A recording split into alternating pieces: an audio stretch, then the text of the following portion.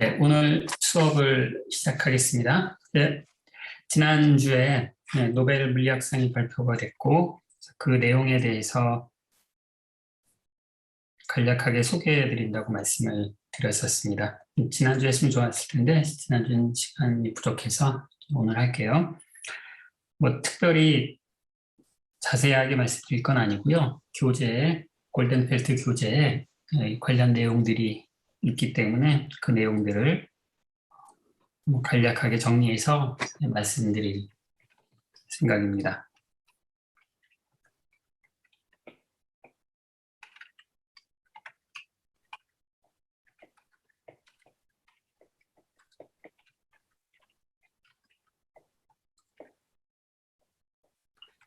자, 노벨 물리학상 올해 3분이 받았는데 그중에 2분은 기상 시스템에 대한 모델과 그거에 대한 전산 시뮬레이션 모델을 받은 세운 분이 받았고, 나머지 한 부분은 소위 말하는 물질의 여러 가지 상태 중에 하나인 기체, 액체, 고체 말고 다른 종류의 어떤 물질의 상태가 존재한다는 것을 어떤 의미에서 수학적으로 그런 새로운 물질의 상태가 어떤 것이다라고 하는 것을 보인 사람이 받았어요. 이제 페리스가 받았는데 그 새로운 물질의 상태라고 하는 것이 다르면 이제 스핀글레스 페이즈라고 부르는 상이에요.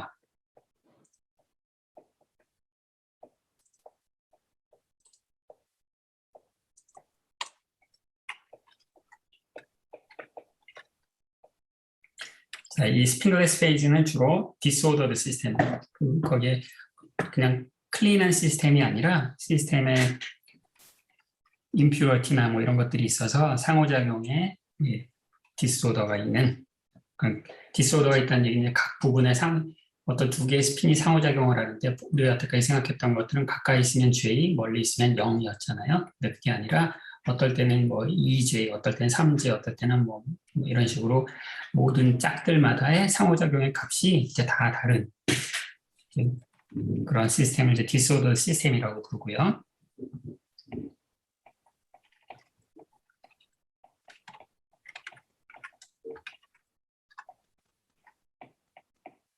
이제 노벨 물리학상에 2분의 1의 포션이 주어져 있죠.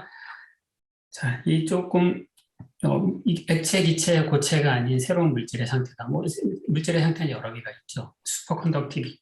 슈퍼컨덕팅 스테이트도 있고, 초유체 상태라는 것도 있고, 다양한데, 근데 이제 그런 것과는 상당히 다른 성질을 갖게 되는데, 이제 어떤 시스템의 디스오더가 있을 때는요. 그래서 이걸 좀 잘 이해를 하기 위해서는 디스오더가 없는 시스템과 이제 비교를 하면서 생각하는 게 좋고요. 우리 계속 공부하는 시스템, 디스오더가 없는 시스템을 이제 퓨어 시스템이라고 부르고,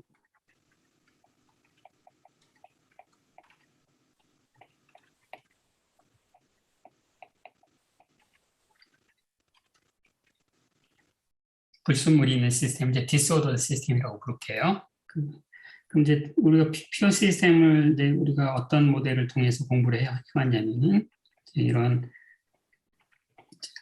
가장 간단한 이제 물질의 상태 중에 하나는 이제 페로마그네틱 스테이트를 우리가 이런 해밀토니안을 가지고 공부를 했었는데, 자, 이 디스오더 시스템이라고 하는 것은 이 자성 시스템에서의 디스오더 스테이트는 이제 이런 식의 해밀토니안으로 기술될 거예요.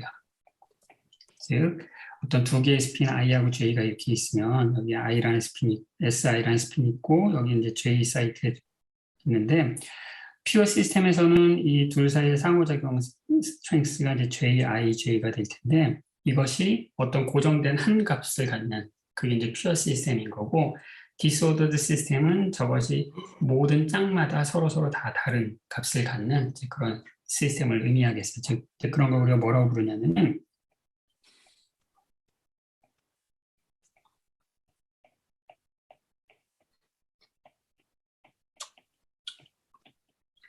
퀸치드 랜덤 베리어블이라고 부르는데, 퀸치드라는 것은 스핀들은 막 플리핑을 하잖아요. 서머 플럭츄에이션을 하잖아요.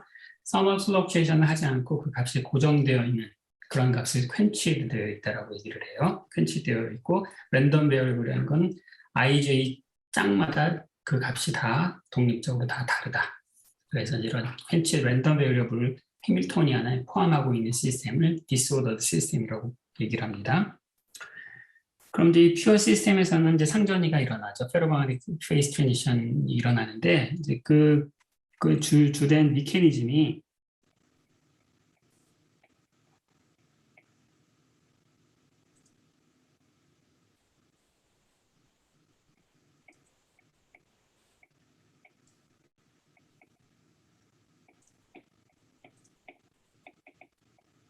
스폰테이너스 시메트리 브레이킹이라고 얘기했죠. 스폰테이너스 브레이킹은 무슨 얘기냐면 우리가 시스템이 취할 수 있는 모든 컨피그레이션들을 다 모아놓은 일종의 위상 공간이라고 얘기해도 되고, 스피릿 시스템이다 그러면 n개의 스핀이 있으면 이의 n승계의 상태들을 다 모아놓은 그런 공간이 있을 텐데, 이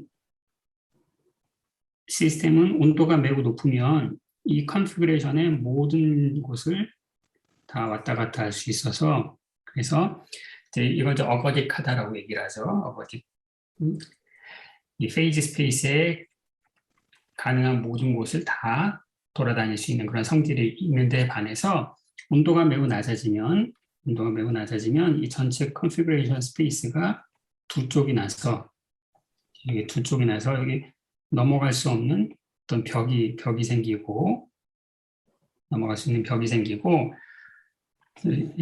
이쪽 한쪽에 있던 컨피그레이션들은 뭐 이 안에서는 막 돌아다닐 수 있고 여기에도 이 안에서는 다 돌아다닐 수 있지만 이쪽과 이쪽을 넘나다니는 그런 트랜지션은 불가능하다.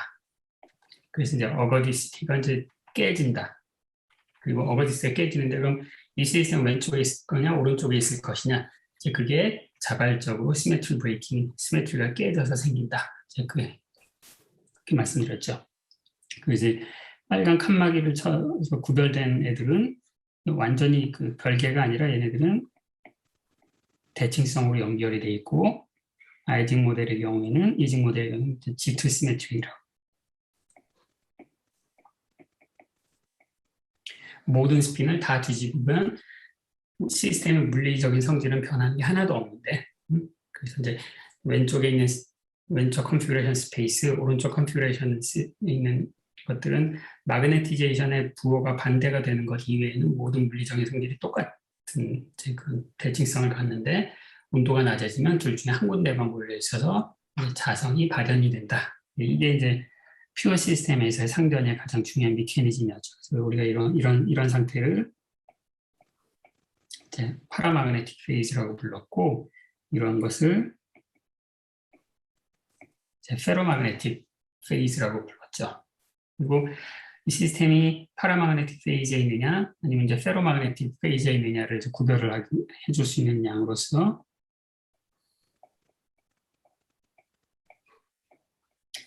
우리가 어떤 물리량을 측정을 하면 되냐면은 이 시스템에 있는 전체 스핀들을 다 더해서 그것을 노드의 개수로 나눠준 거. 이것의 절대값의 평균을 취해주면 이게 이제 n이 먼저 무한대로 가느냐 뭐 이거에 따라 조금 약간 미묘한 차이가 있는데 아무튼 우리가 대충 이런 걸 제가 0이다 그러면은 시스템은 파라마그네틱 페이즈에 있는 거고 0이 아니다 그러면 페로마그네틱 페이즈에 있는 것이다. 이제 우리가 이렇게 여태까지 공부를 해왔었죠. 자, 근데 이제 이에 반해서 디스오더드 시스템에서는 상견례를 일으킨 메커니즘이 지금 좀 전에 얘기했던 스폰테니어스 시메트리 브레이킹과 더불어서 또 다른 종류의 메커니즘이 존재하는데 그 메커니즘이 뭐냐면은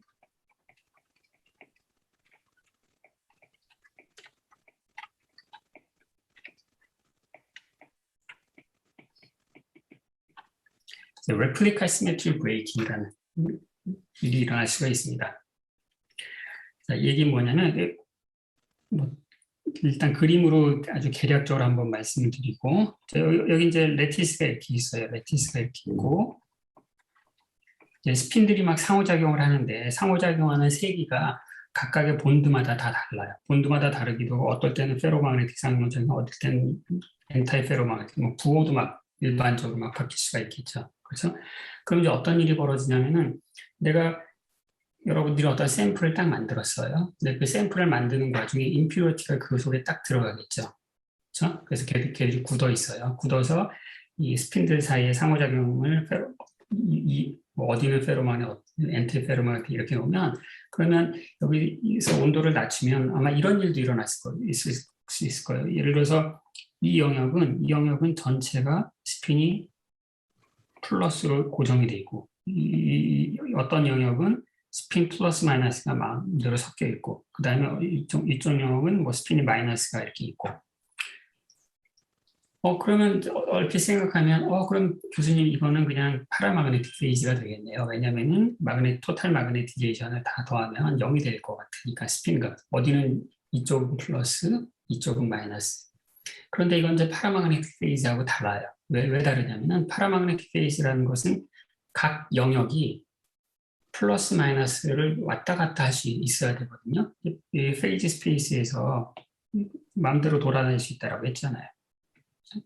그런데 이 디스오더가 있는 시스템에서는 디스오더의 크기가 굉장히 강하고 온도가 충분히 낮을 때에는 이 영역은 전체적으로 플러스인데 바뀌지 않고 계속 플러스에만 머물러 있고 이 영역은 대부분 마이너스 상태에 계속 머물러 있고 이 영역은 플러스 마이너스가 아주 희한한 조합으로 계속 섞여 있는데 그 상태가 변하지 않는다. 이렇게 그냥 그 컨피그레이션이 굉장히 무질서해 보이는 컨피그레이션이 고정돼서 변하지 않는 그런 상태가 있을 수 있고 이 상태는 페로마그네틱 스테이트도 아니고 파라마그네틱 스테이트도 아니죠. 파라마그네틱 스테이트는 여기가 계속 플러스 마이너스 계속 플립을 해야 되는데 플립하지 않고 그 다음에 이 페로마그네틱도 아니에요. 전체 시스템이 한 방향으로 얼라인 되어 있지도 않기 때문에 그래서 디스오더가 있으면 디스오더가 충분히 강하면 이런 굉장히 복잡한 형태의 어떤 에너지가 낮은 혹은 프리 에너지가 낮은 상태가 존재할 수가 있고요. 근데 이런 상태가 한 개만 있지는 않겠죠. 그렇죠?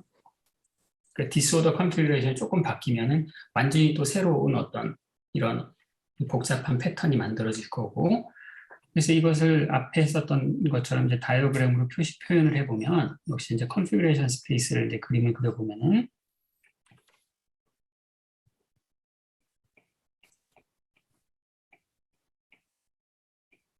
컨피그레이션 스페이스에서 그림을 그려보면은 여기도 마찬가지로 충분히 온도가 크면 전체 페이지 스페이스를 자유롭게 시스템이 돌아다니는 이런 이제 파라마그네틱 페이지가 생성이 되기도 하고요. 또 경우에 따라서는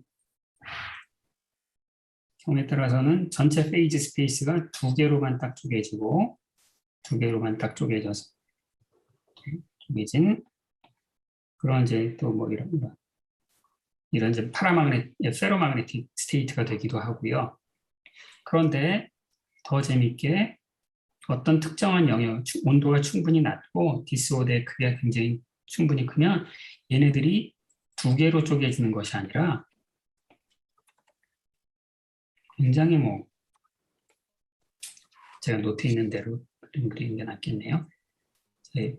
이게 G2 시메트리 디스오더가 있어도 G2 시메트리는 있는 거죠. 그래서 반으로 나뉜데 이것 말고도 또 예를 들어서 이런 식으로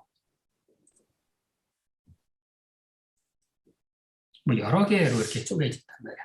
그래서 여러 개로 쪼개져서 여전히 이 시스템에는 G2 시메트리가 있어요. 이 중심축을 그래서 여기로 G2 시메트리가 있긴 있는데 그것 이외에 예를 들어서 이런 스테이트와 이런 스테이트는 아무런 대칭성으로 연관되어 있지 않는 그런 상태인 거죠. 그렇죠?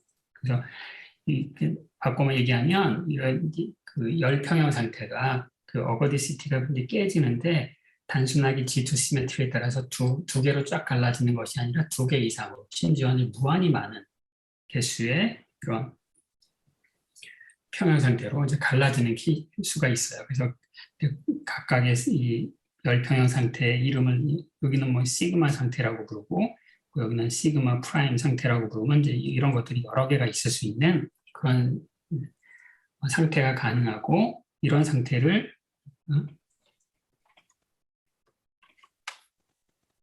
스핀글레스 페이즈라고 불러요. 스핀글레스 페이즈. 근데 스핀글레스 페이즈는 어떻게 측정하느냐? 스핀글레스 페이즈는 아까 말씀드렸던 마그네티제이션이라고 하는 것을 가지고는 구별을 할 수가 없어요. 왜냐하면 마그네티제이션만 가지고서는 스핀글레스와 파라마그네틱 스테이트를 구별할 수가 없고, 그렇죠? 그래서 좀 다른 색다른 종류의 스핀글레스 오더 파라미터를 측정을 해야 되는데,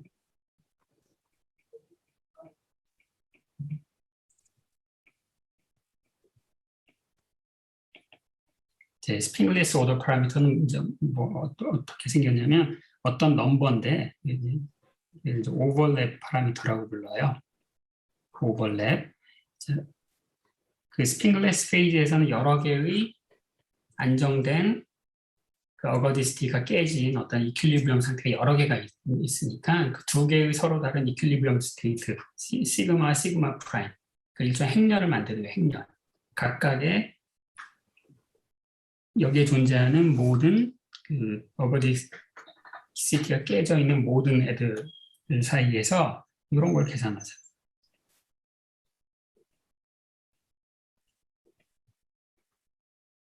어떤 평형 상태에 있을 때의 I 스핀의 평균값, 그 다음에 똑같은 사이트에서의 그러니까 다른 그 이퀄리브리엄 상태에 있을 때의 그 상태에서의 평균값, 얘네들을 다 더하고 이제 이걸 절대값을 해서 나누기 n 한 이제 요것을 이제 오버랩 파라미터라고 불러요. 오버랩 파라미터.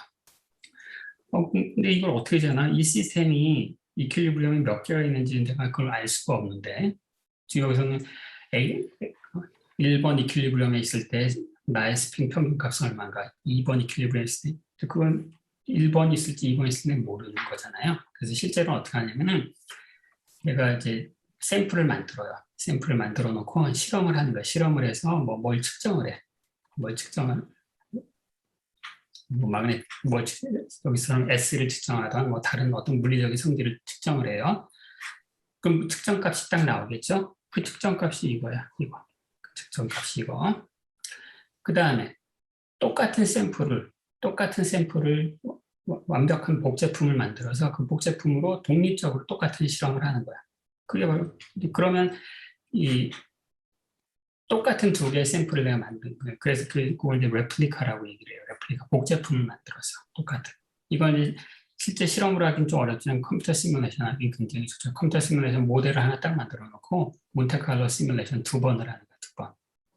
오늘 이미의 초기 조건에서 내가 시뮬레이션에서 얘를 계산하고 그 다음에 다른 초기 조건에서 얘를 계산해. 그 다음에 둘을 평균 곱해서 모든 사이트에서 다 평균을 내는 거예요. 그럼 이제 어떤 일이 벌어지냐면 이제 이런 실험을 여러 번 반복하면 우리가 이런 오버랩의 디스트리뷰션 펑션을 계산할 수가 있어요. 이건 뭐냐면은 그런 실험을 좀 전에 내가 말씀드렸던 그 실험을 해서 이 오버랩을 계산해 봤더니 두 개의 실험을 해서 오버랩을 계산했을 때 그 오버랩 값이 Q가 나오는 그 도수 분표표를 이제 만든다는 거예요. 도수 분표표를 딱 만들어 보면은 그럼 이제 이 실험을 해서 이제 이 그래프를 그려보면 어떤 일이 벌어지냐면은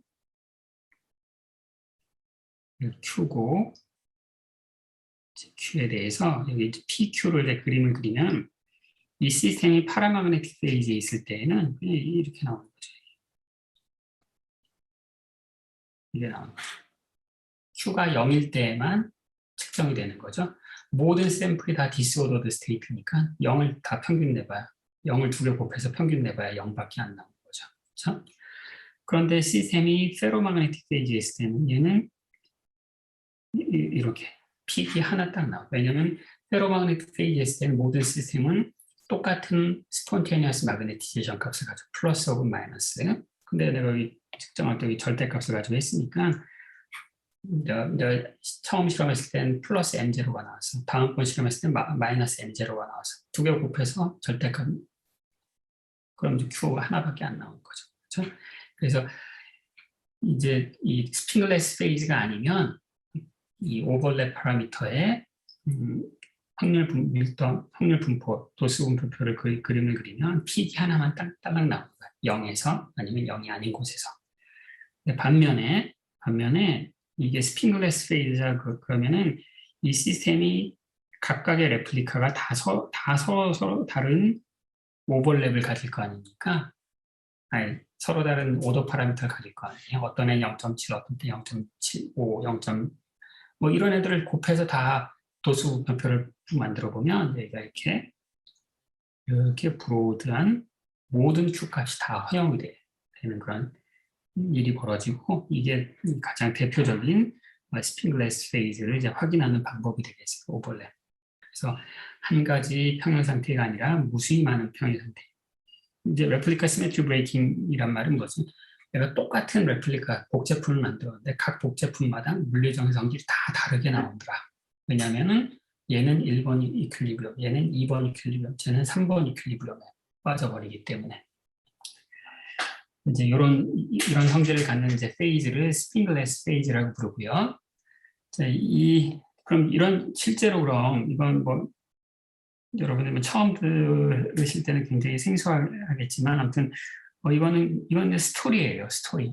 이런 일이 일어날 수도 있겠네. 뭐 그 정도의 스토리인데 실제로 그럼 이런 일이 구체적으로 진짜 일어나느냐? 그럼 확인하려면은 어떤 구체적인 모형을 이용해서 계산을 한다던가 아니면 이제 실험으로 확인이 돼야 되겠죠. 그렇죠? 실험 확인돼야 되는데 이제 모형계에서는 이런 모형이 알려져 있어요.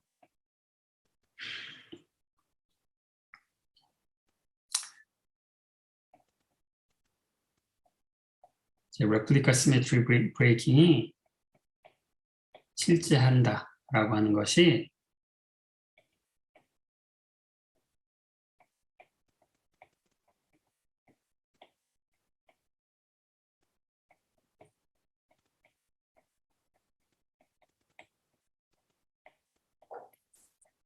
쉐링턴 커펙트릭 모델이라고 부르는 모델이 있고요. 약자로는 SK 모델이라고 불러요. SK 모델 그러면 이제 디스오더 시스템 하시는 분은 이제 다 알아듣는 그런 모델이 되겠고요. 이 쉐링턴 커펙트릭 모델은 뭐냐면은 이제 저 커플링 컨스탄트가 랜덤 넘버라고 했잖아요. 그 주사위를 딱 던져서 너는 그냥 커플링 컨스탄트 0.7 해. 너는 0.5 해. 뭐 아니면 너는 마이너스 3.7 해. 뭐 이게 확률 분포를 따르는데 그 확률 분포가 이런 이제 가우시안 분포를 따르는 그런 모델을 SK 모델이라고 부르고, 그리고 얘는 이제 민필드 모델이에요. 여기서 민필드라고 하는 것은 이미 여기 보시면은 여기는 nearest neighbor에만 상호작용 한다고 했는데 아무런 제한을 안 놨잖아요. 그래서 이제 이 I 포인트하고 J 포인트 이 둘 사이의 거리에 의존하지 않고 항상 이런 확률 분포를 따라서 상호작용의 세기가 정해지기 때문에 이 모델은 모든 스핀과 상호작용하는 민필드 모델이에요. 그래서 이 민필드 모델에서 레플리카 시메트리 브레이킹이 수학적으로 리거러스하게 증명이 되어 있고요. 이제 이 레플리카 시메트리 브레이킹의 수학적인 구조를 페리시가 처음 이제 밝혀서 올해 노벨상을 받은 거예요. 여러분 이제 노벨상이다 그러면 굉장히 순수한 이제 이론적인 그런 측면에서 업적에 주기도 하지만 대부분은 그것이 실험적으로 구현이 돼야 반드시 구현이 되어야만 노벨상을 주죠. 그렇죠? 이 스프링글레스는 그건 과연 이제 실험적으로 구현이 됐나? 우리가 글래스 페이즈는 실험적으로 구현이 되어 있지만 이 레플리카 시메트리 브레이킹이라고 하는 이게 사실 이제 페리스의 가장 대표적인 업적인데 이거는 약간 아직도 이제 논란이 있어요. 왜냐하면 이 레플리카 시메트리 브레이킹이 스프링글레스에서는 민필드 모든 스핀이 상호작용하는 그런 경우에 SK 모델에서는 수학적으로 엄밀하게 밝혀졌지만 그런 것이 아니라 nearest neighbor 상호작용하는 시스템에서 nearest neighbor 그러니까 보통의 아이징 모델인데 대신 커플링 컨스턴트가 nearest neighbor 커플링 컨스턴트가 랜덤 넘버인 그런 케이스에서는 아직까지 이게 거기에도 이 replica symmetry breaking이 있는지 없는지에 대해서는 이제 여전히 논란이 많고 그 분야에서는 계속 공부하는 사람들이 많습니다. 또 실험적으로도 아직 이제 해결이 될 그 난제가 꽤 많이 있고요. 그런 의미에서 굉장히 파격적인 그런 노벨상이라고 할 수 있겠습니다. 물론 이제 해리슨이 이 외에도 디스오더드 시스템에 많은 업적이 있는데 그중에 가장 대표적인 업적이고 지금 소개드렸던 이 내용은 책에 설명이 잘 나와 있는 부분이어서 여러분들께 소개를 드렸습니다.